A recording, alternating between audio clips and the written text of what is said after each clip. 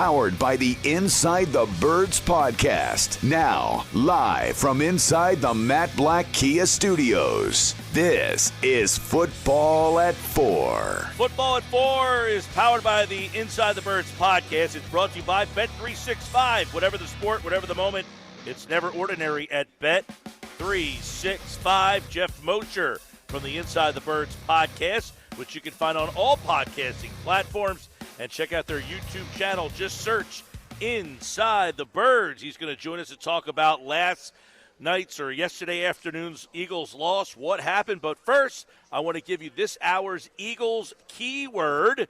We just gave you the keyword for the last hour and got it from our listeners and qualified 5 more. This hour, the keyword is Lane Johnson. And we have news on Lane Johnson.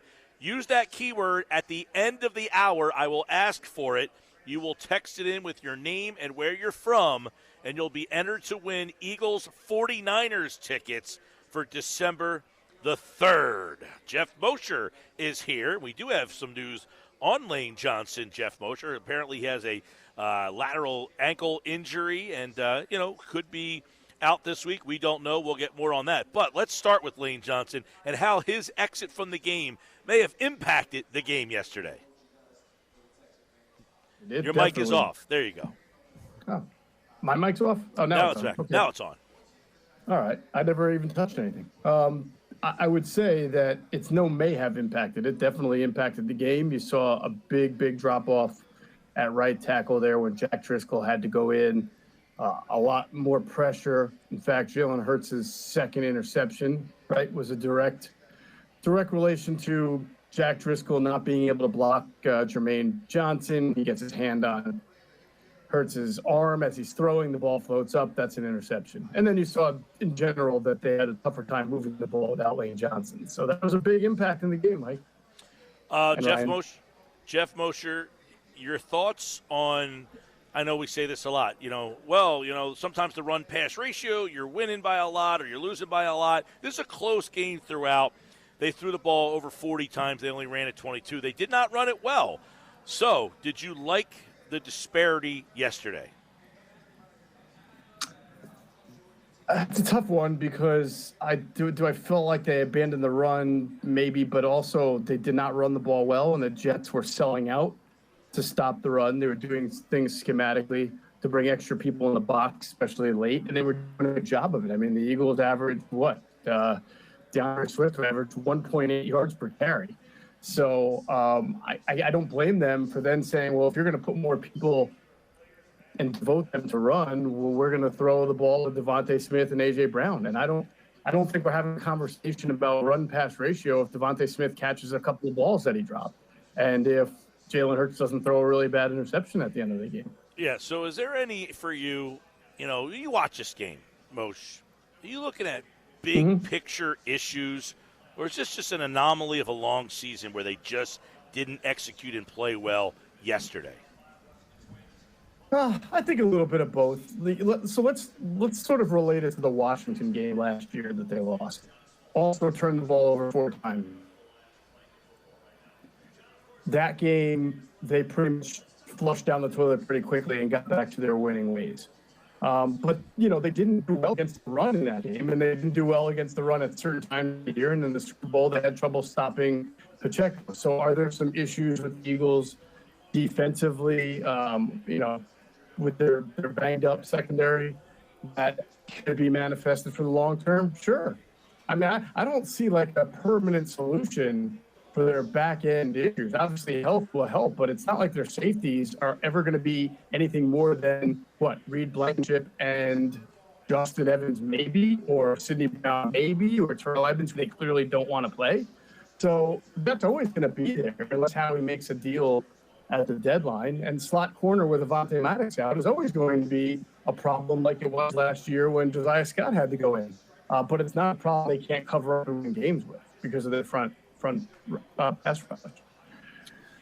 Moshe, just to put it simple here for you, what is the offensive identity right now for this Eagles team?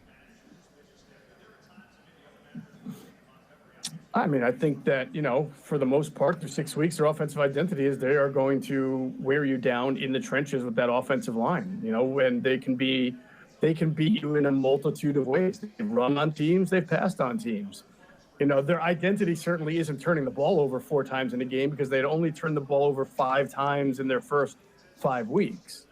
So I do think, when you have the offensive line they have and the capabilities that they have to do different things, that will always be their offensive identity. RPOs, quick game, getting the ball to their playmakers.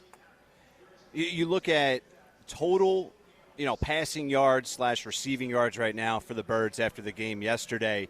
It's 1,470, 1,470. A.J. Brown receiving yards is basically 50% of that production at 672 receiving yards. Devontae 334, Goddard's 247, which is majority from one game. Swift 115. So is that a problem for you? Why has there been a lack of creativity and at least a share of the ball in the production?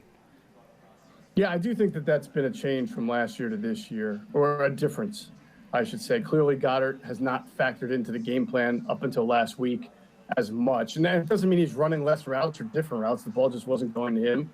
And the same thing with Devontae Smith, who's been sort of in and out. But that's at the expense of A.J. Brown having 4 straight games of 125-plus yards. And they're, 3-1 in those games, right? And honestly, again, they were winning yesterday, if not for a really bad turnover at the end of the game. So I don't know yet that I think it's a bad thing, Ryan. I think one of the good things is that they've gotten the running backs more involved in the pass game, which I felt they had to do. And DeAndre Swift was doing a good job of catching passes until his fumble. But I suspect that naturally things will sort of balance out as the rest of the season goes on. I'd be very shocked if A.J. Brown finished with like 60% of the receiving production and the other guys only combined for about 40% of it. Geoff Mosher, Inside the Birds podcast, InsideTheBirds.com. We were talking earlier, Brian Johnson's getting a lot of heat. But do you look at Nick Sirianni and saying, what are you doing? We got to run this clock. I know Nick, said, hey, we feel like if we got a first down, we end it. But the last 7 drives, fumble, punt, interception, they missed that field goal, which is, out of the ordinary for them with Elliott. Interception, turnover on downs. Do you look at Brian Johnson? Do you look at Sirianni saying, hey, I got to step in here, or do you not have a problem with that? Like, how do you make that the way the offense sputtered those last 7 drives? Well, I mean, obviously, I don't know if you can have the conversation without talking about the turnovers, right? And that, I don't think any one of those turnovers, maybe the interception where Jalen Hurts gets hit, where you blame coaches, maybe, hey, look, you see your right tackle struggling there. Why don't you give him a chipper? Why don't you get him a tight end next to him? Maybe that one you can. All right, let's see if we can get Moshe real quick. We'll see if we can get you on the phone. You're really delayed and kind of pausing a little bit here, so we'll try to get Moshe on the phone with the rest. But, yeah, we just talked about it, Rye. You got 7 – and he was just making the point there, and that's why I want to make sure we can hear it, is because I agree. You got Sue Opeta and Jack Driscoll on the same side. Yeah. I just saw the number up on the TV screen. We're at the gallery, so we have all the TVs here. 40% of dropbacks they were pressured on. 40%. Yeah, Jalen Hurts, I haven't seen that in a while, Mike Gill. With the Eagles offense, all we do week to week is brag about how great this offensive line is and their protection and their run blocking, pass blocking, everything. And it was a mess yesterday. And you have to factor in the Lane Johnson injury, of course, and give credit to the Jets. But I'm curious to hear the rest of Moshe's answer there because, we debated that, right? Do you blame Johnson or Sirianni? Or how does that dynamic, how should it be? Yeah, all right, Jeff, so let's get back to that. You were talking about, the fact that Driscoll was having problems, and I agree with where I think you were going was at no point were they like, hey, we might need to keep someone in to help him out. You got Opeta and Driscoll, 2 backups on the same side, and as you were saying that, ESPN flashed on the screen that they allowed pressure on 40% of plays yesterday. So, yeah, Brian Johnson, do you have you take a look down that road, or do you look more at Nick Sirianni there?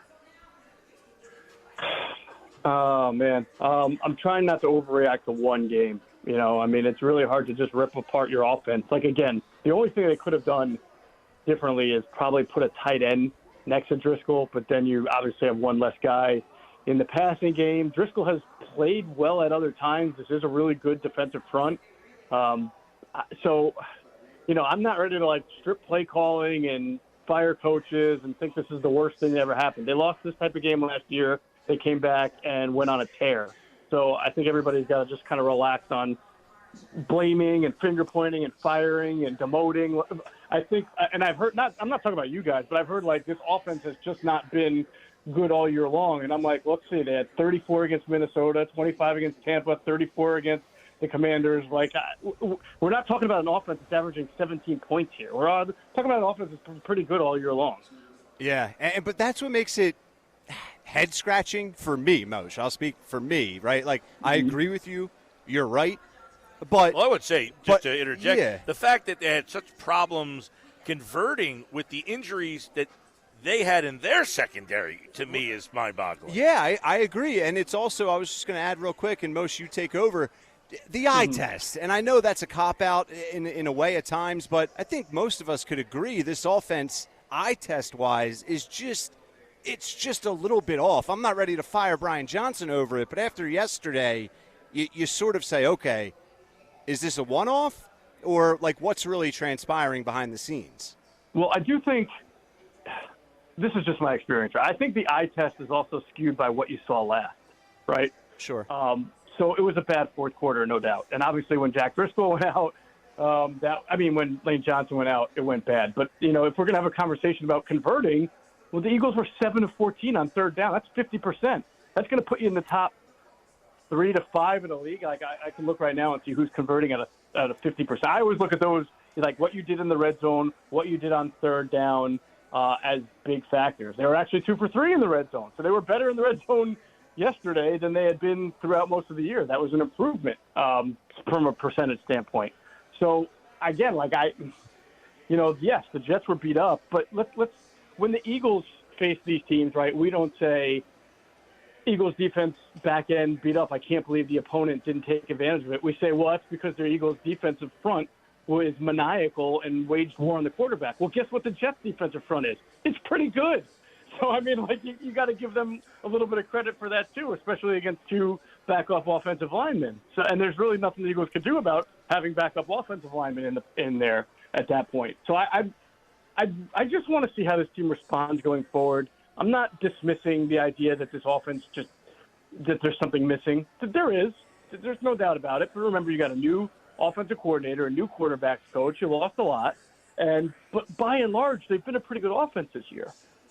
Yeah, no, they have. And another thing that we debated or just, had a conversation about earlier in the show, Moshe, the play calling at the end of the game, the decisions to throw it as much as they did. I know we've touched on it already throughout this conversation, but I hate to keep playing the blame game, but for lack of a better way to phrase this, how does that transpire at the end there by deciding to throw it? At some point, they should have probably shifted to the run, but talk about the bad interception at the end with Jalen and how that factors in on the sideline. Right. So I agree with you that in that moment, you're probably looking to play it more conservatively. Either you're going to run, maybe you play 2 downs if you get 5 or 6 yards, right? Or you're maybe trying to throw the short game at them just to keep the ball moving and keep time off the clock. Mm-hmm. But at the same time, it's a close game. It's 3rd and 7. You're trying to move the chains. And it's not like the Eagles or most people don't think hey, we have a really good offensive, like you guys were just saying. They have a beat-up secondary. We have great offensive weapons, and we have utmost belief in our quarterback. The quarterback made a really bad decision that I don't think anybody could have forecasted that he would make. He's been intercepted this year on some throws that weren't great. But just only a couple of throws that were just awful decisions from the start. Mm-hmm. And I imagine that they did not expect him to make an awful decision from the start. Now, if you want to say they shouldn't have put him in that position, okay. This is not Jalen Hurts year 1 or year 2, though. This is Jalen Hurts, who's a $200 million quarterback now, and I believe the coaches coach that way, like they have a fair amount of trust in him. Yeah, most, and listen, I agree with you. I don't think it's like a panic button, oh my gosh, but we do know that the schedule is about to get brutal. And if you take anything from this game that you watch and say, moving forward against some of these playoff caliber teams, if they do X or Y that I saw against the Jets, they're going to have some trouble. Were there some of those things for you that you're not sure are going to get better or get fixed? Well, that's a good question. I mean, first of all, and I haven't watched Miami extensively other than seeing the berserk points that they're putting up week after week. But I would be willing to bet Miami's front four, their pass rush, not as good as the Jets. But, again, I haven't really watched tape, and I haven't seen who has sacks or whatever. They may have a bunch of sacks because they've been up by 20 points in a lot of these games, right? And then you're in pass rush mode. But I don't think that their front four is as good as the Jets is.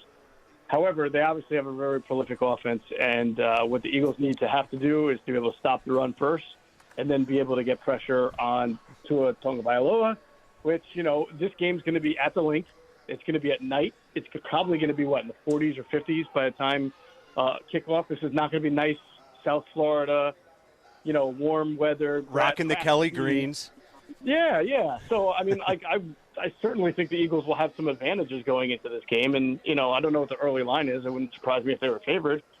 So I just, I think the Eagles obviously got to get some guys healthy.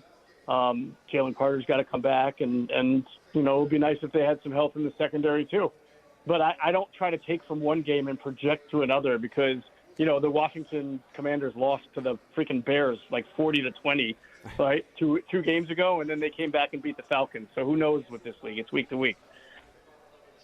All right, Moshe. Well, the Eagles lose, and anytime that happens, people go crazy. But then the Phillies are here, so we forget about the Eagles for at least 6 days until they come back. All week long, it's Red October, but on Sunday, it's Kelly Green.